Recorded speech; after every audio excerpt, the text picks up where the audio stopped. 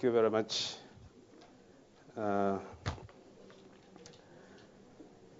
Ladies and gentlemen, I bring you greetings from Malawi, a small country in southern Africa, also known as the warm heart of Africa.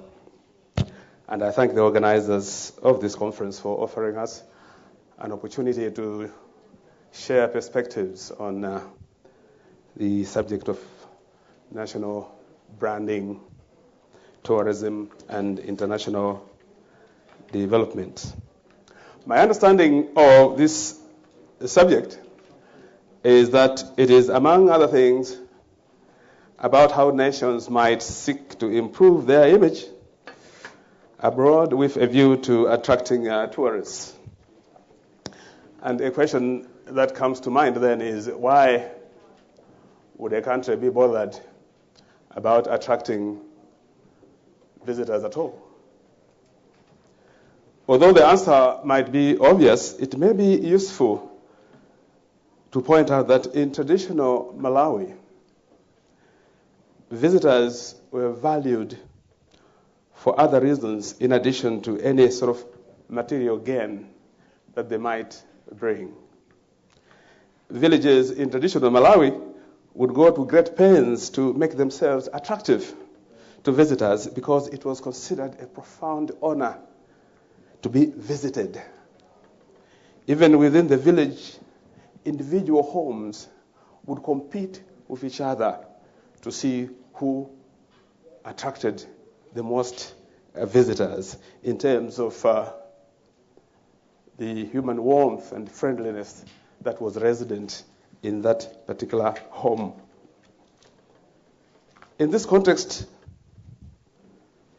I suppose this is one way in which tourism might be said to contribute to peace and understanding between, in this case, villages, but also between nations, since belligerent states or villages would not have much of a chance of attracting visitors. Now, of course, today we have perhaps more urgent motives for wanting to be visited. Tourism has come to be recognized as an essential component of both economic development and poverty reduction in all countries, more especially in developing countries such as Malawi. And given its importance, tourism can no longer be relegated to a secondary position in policy development. It is, I think, very important to point out from the outset that despite appearances, tourism can sometimes be a rather fickle and unreliable tool for development because of its demand instability. The high level of dependence on tourism is not one that I would really advise based on our experience in Africa. We all know from experience how any kind of monoculture is risky, especially in developing countries.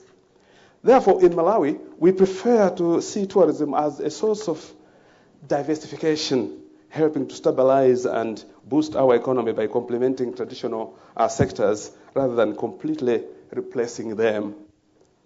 There is often talk in Malawi about how tourism might perhaps someday replace tobacco as a source of forex, because at the moment we're having great challenges in this particular sector. But I am not terribly optimistic about how that might happen overnight. Nevertheless, for many developing countries, tourism is a significant vehicle for economic progress that creates jobs, foreign exchange, and tax revenues, all of which contribute in one way or another to improving people's lives.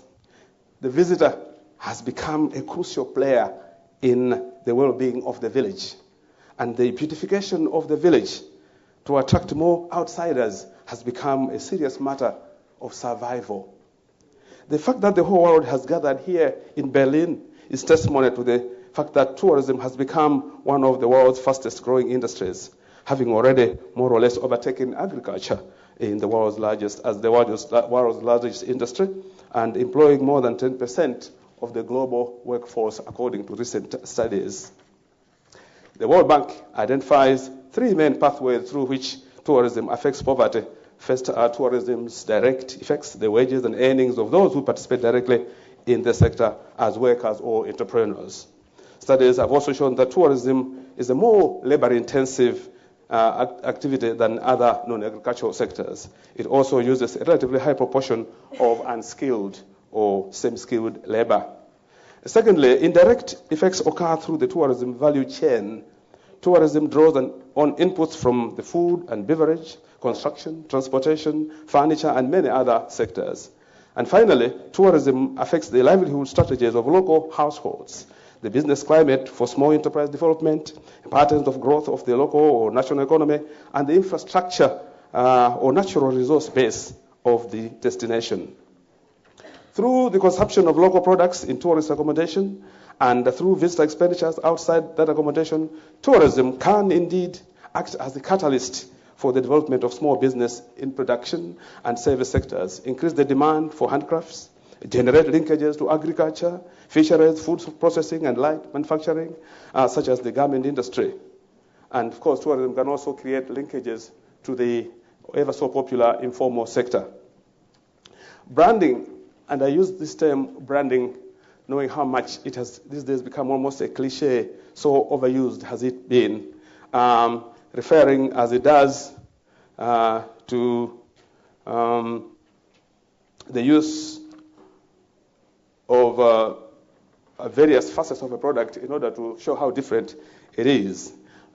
This is especially so in these times when potential travelers are bombarded with a deluge of information about epidemics, terrorism, and all sorts of negative occurrences that shape the way people think about other countries as potential destinations for visits or for investment. Unforeseen circumstances are encouraging countries to move in the direction of being better prepared with a strong brand image which can enable them to withstand adversities of external circumstances and remain attractive to tourists. Again, to use the image of the Malawian village, if your house is next to a neighbor who is in the habit of beating up his wife or his children, then you want to spread the word to all and sundry that no such thing happens in your household. And of course, African countries find themselves needing to brand and rebrand themselves to counter negative stereotypes that have their origins in colonialism. For instance, because Europeans were once in the dark about the continent of Africa, some Europeans came up with the notion that Africa was the dark continent. And of course, to this day, we are still struggling to combat that negative stereotype, which is perhaps not very surprising because even in this, our host country, Germany, they sometimes still have to counter stereotypes resulting from events in the recent past, particularly in reference to the Second World War. The current trend today is to market the unique selling proposition of a destination with emphasis placed on rebranding and the creation of innovative marketing campaigns to keep a destination ahead of others. Just being a good village is not enough.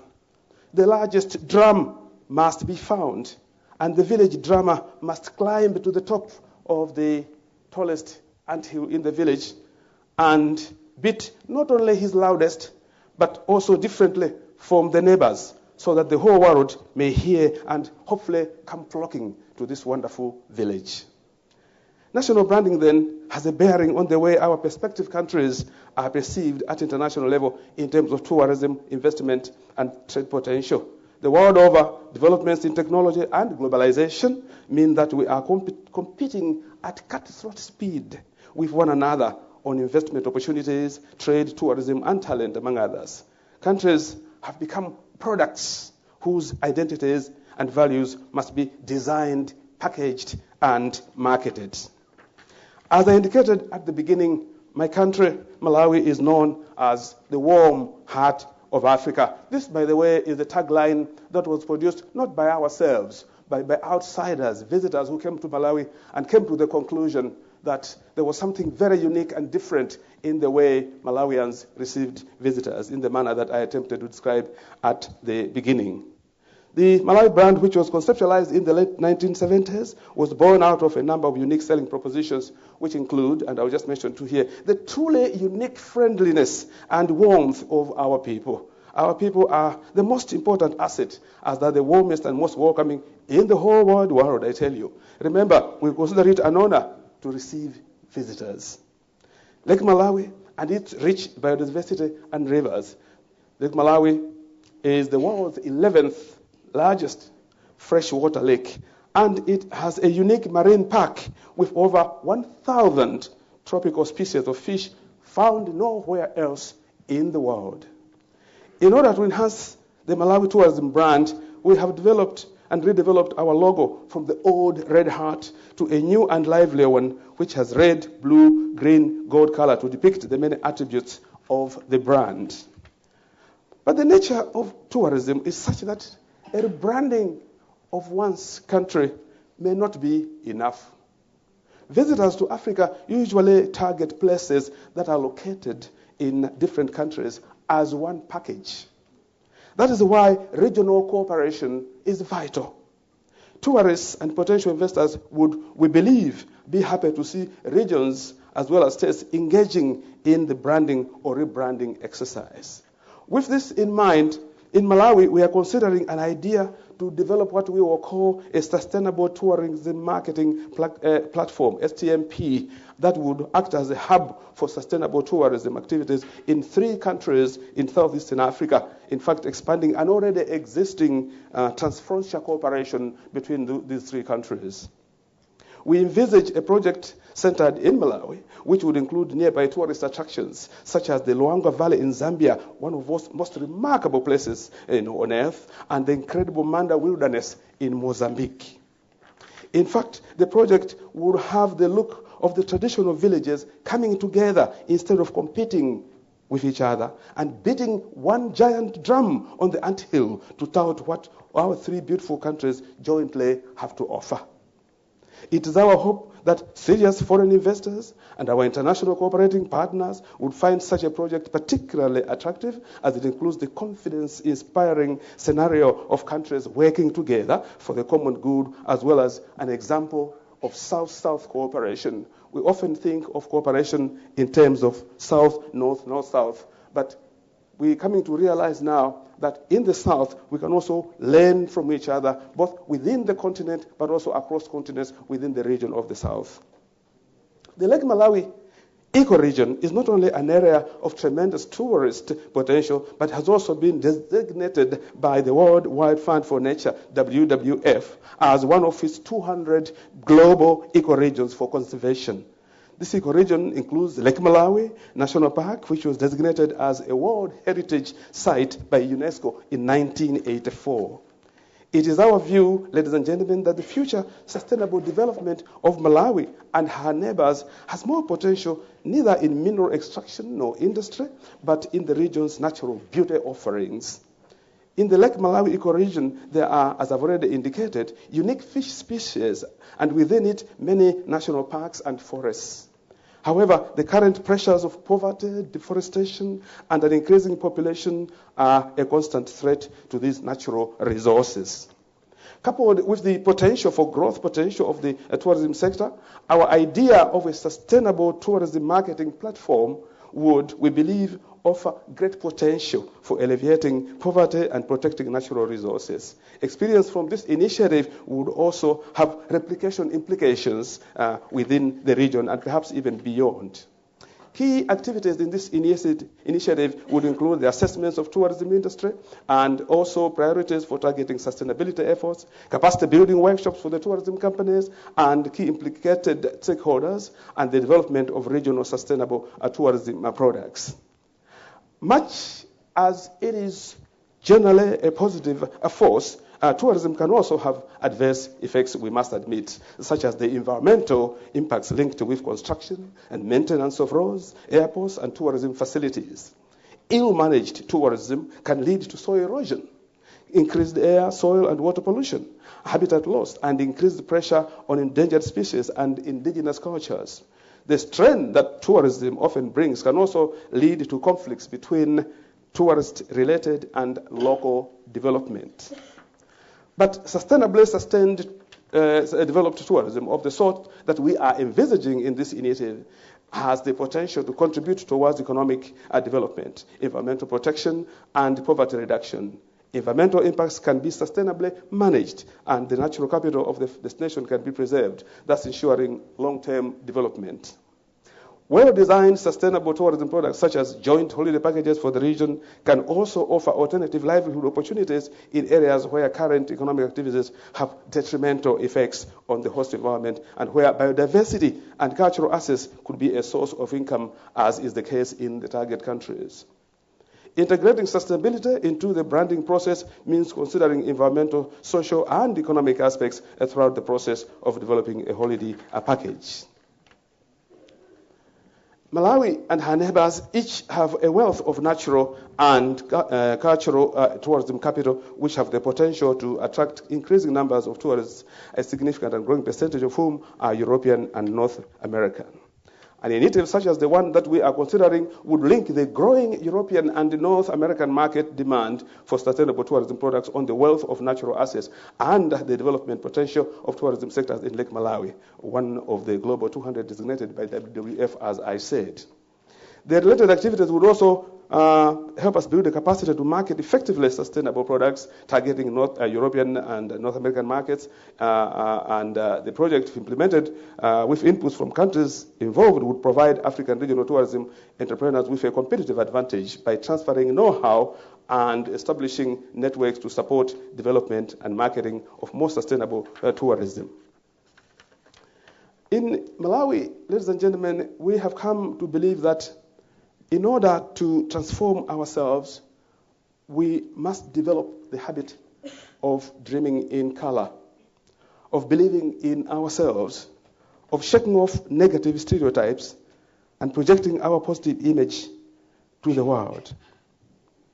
We have come to realize that that which was considered not possible before is in fact possible. Because in recent times, we have used bold initiatives to put an end to hunger. Once upon a time, it used to be considered a universal fact that in certain months of the year, Malawians would starve. It was accepted and established almost as a biblical truth. Certain months of the year are approaching, then it's natural to expect that Malawians will be starving. And then it would be expected that the President of the Republic would carry his begging bowl and fly from capital to capital, begging for food. And even in those Western capitals, it also came to be accepted as biblical truth that certain months of the year, you could expect the President of the Republic of Malawi to knock on the door with his begging bowl. We have broken that cycle. We broke that cycle by initiating the fertilizer and other input subsidy program, which at the beginning was extremely unpopular with our cooperating partners. Because quoting economics books, they would say, no, we have to allow market forces and subsidies are bad anyway. We have come to the conclusion that you do not achieve anything by doing things the way they have always been done. We challenged that and introduced the food subsidy, the fertilizer subsidy, and as a result of that, we have been achieving bumper harvests in the past 7 or so years. And in fact, the headlines are not about Malawians starving. They are about Malawi helping some of her neighbors with food. Now, to have ended hunger is to have put smiles on the faces of ordinary people, which is a very crucial element in the notion of a warm heart. After all, people with empty stomachs would surely not produce a smile for the visitor. But what is even more important about this is not just the filling of stomachs with food. It is the psychological revolution that has occurred. The belief that it is actually possible to put an end to hunger. When you come to Malawi today, what you see is confidence written on the faces of the people. Now, I must emphasize that when I talk like this, I'm not saying that in the village that I refer to, everybody's granary is full. That's not what we are claiming, because in any village, there would be good reasons why one or two people might not harvest enough. But if more people are harvesting, it means that those who have not harvested enough surely would not starve to death. They would have access to food by buying it to their neighbors, from their neighbors at a lower price. So this establishment, ladies and gentlemen, this accomplishment has resulted in a kind of natural rebranding process, given us a new self-confidence and a belief that with just a little bit more effort, with the partnership of potential investors and cooperating partners maybe represented here, we can actually embark on creative initiatives that can make the beauty of our country and our region more meaningful to ordinary people than is the case at the moment. Who is it appreciates a Malawian sunset? It's mostly the foreign visitors. Who is it that admires the beauty of Lake Malawi and those beautiful mountains surrounding it? It's all too often the foreign visitors.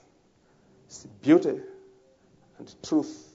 The beauty is there, but it has yet to be transformed into a truth that contributes to the lives of the ordinary people. We think it can be done.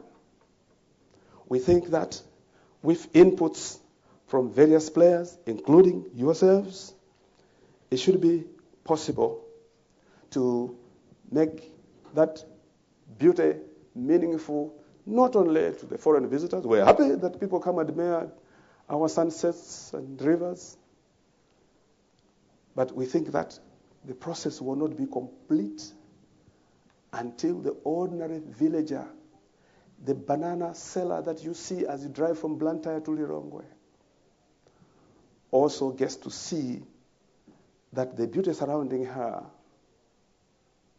is of benefit to her and her children. So I invite you all, ladies and gentlemen, to come to the warm heart of Africa and help us translate our many-colored dream into reality. I thank you for your attention.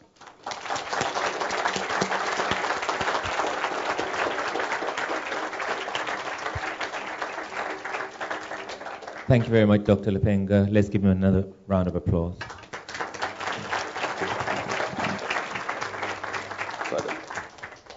Also, on behalf of the ICD, would like to thank you for being able to readjust your program. I know you were supposed to come before this, but you made some accommodation to us. Audience, thanks for your participation. We'll take 2 questions because we're well into the lunch break, so we'll try to take 2 questions, 2 brief questions, and Doc, if you can help, 2 brief answers. Thank you very much.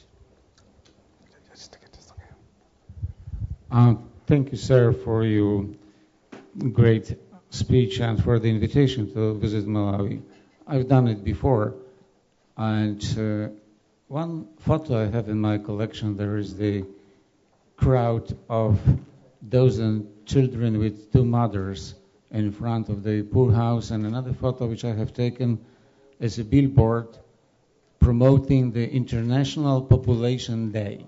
And on this billboard, there is the map of Malawi, and there is a comparison how many citizens they've been within the time span of 11 years. During 11 years, the population of Malawi increased by 50%, 50. How we can improve the situation, how we can raise the standard of living in a country where during half a generation the population is growing by half, and what can be done to bring the process under control, that we will see more smiling kids and their parents in this Malawian villages, because this is also the matter of how many people are there. But I agree with you that the beauty of the country calls for basing the development, at least to an extent, on ecotourism, because the country is beautiful. But with such fast growth of population, I can't see the successful future for the country. Something must be done about that, and also this is one of the causes of, from time to time, coming hunger, the issue you addressed also. How you see it? Thank you.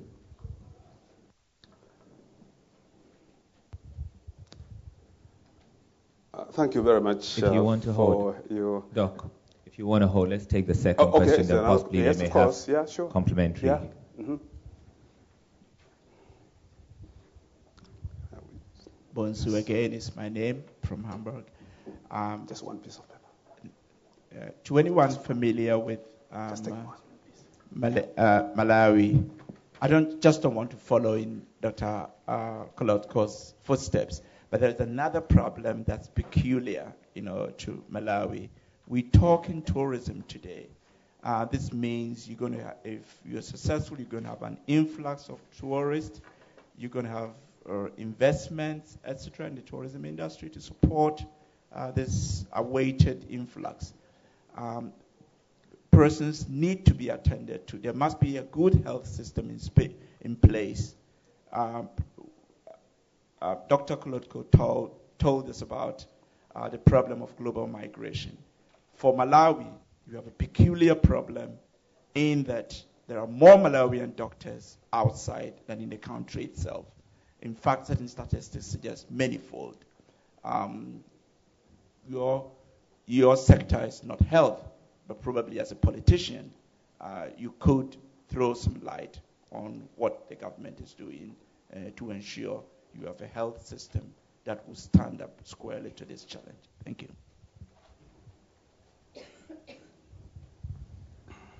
Thank you. If you can take the two. Okay. Well, I want to thank both of you for those, I think, very important questions, which are in some way related. The population growth is obviously unsustainable if it is allowed to go on without certain measures being taken. Now, we are not about to go the way of China and develop a one-child policy. Much as we do realize, the evidence of the population pressure has a bearing even on the beauty of the country, because as you drive in the countryside, it's evident on the hillsides as people try to eke a living out of those hillsides. So we are painfully aware of this challenge. We believe that there are ways of reversing that trend. We think that through effective civic education, it is possible to change people's outlook as an intermediate measure. As a member of parliament, I have, in the long time that I have been a member of parliament, seen changes in the attitudes of young women in the rural areas where I come from, where today it is not unusual to hear a young woman saying, I'm only going to have 2 children. I have no wish to have more than 2. And the reasons given are issues to do with freedom, to do business, for instance, but also health issues, but again, also considerations of health. So more and more women, particularly in the rural areas where the problem is much more severe, are beginning to be aware of the need to think like that. And I think that we as government can then capitalize on that. We are already doing that, developing programs for civic education that would change the mindset. I don't promise a revolution along those lines, but I think we are already making good progress. The key, though, ultimately, is education. We know there's statistics everywhere, not just in Malawi, but in other parts of Africa will show you that the more educated women are, the fewer children they tend to want to have. In fact, if you go into the cities, the more affluent families that probably would afford having 15 children are the ones that have fewer now. because of the factor of education and women wanting to develop careers in the end. So, again, the bottom line is the economy. This government has put a lot of emphasis on improving the economy. We've made some modest progress, but we still have a long way to go. We think that if we improve the economy, working with cooperating partners, but also through our own initiatives, that should surely generate the kind of resources that we need in order to fund more education. As you know, we have free primary education at the moment. It has its own pressures again. We tend to have more classrooms than we have teachers, and the schools are overcrowded. But as the economy improves, we are confident that in the end we'll be able to provide more effective education, which should also play its part in changing the mindset of people and hopefully helping to reverse the trend that you highlighted. I think the same applies to health. And again, you are right. I mean, it's depressing to know that there are more highly qualified medics overseas in the UK, Europe, and other places that come from Malawi.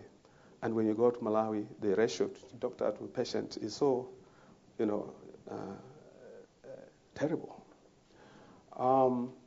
We would love to bring them back home, but they are earning much better salaries. They have gone to the places where the grass is greener. And we do believe in freedom of movement.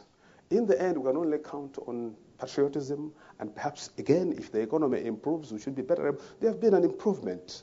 There's a policy to offer better remunerations to medical personnel than was the case before. And that has succeeded in attracting some of them to return. But the majority still are outside. We've made good progress in the health sector, in programs that really have succeeded in dealing with health issues than perhaps the case was before. The construction of hospitals, but also health centers. But health education in general, including HIV/AIDS, has seen us scoring some good achievements in that area.